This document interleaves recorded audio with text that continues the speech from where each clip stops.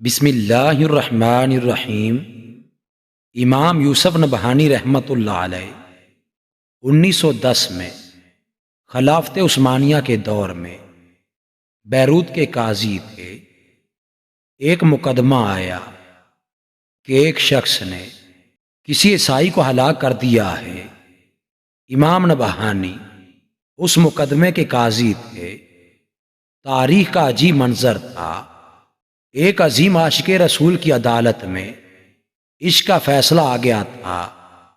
امام نبہانی نے عیسائی کو ہلاک کرنے والے سے پوچھا، تم اس کو جانتے تھے؟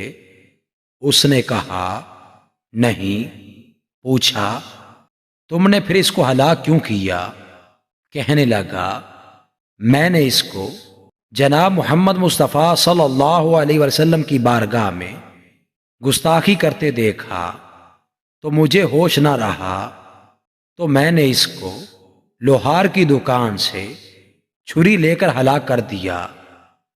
قاضی امام نبہانی نے فرمایا، کیونکہ تم نے ایک انسان کو قتل کا اقرار کیا ہے، لہٰذا اس کی سزا میں 15 سال قید کا حکم سنایا جاتا ہے، اور کیونکہ تم نے حمیت رسول اور غیرت اسلامی کا ثبوت دیا ہے، اس کی وجہ سے تمہاری یہ سزا معاف کی جاتی ہے۔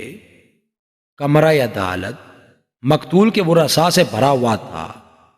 کچھ لبرلز اور دل کے مریض بھی موجود تھے۔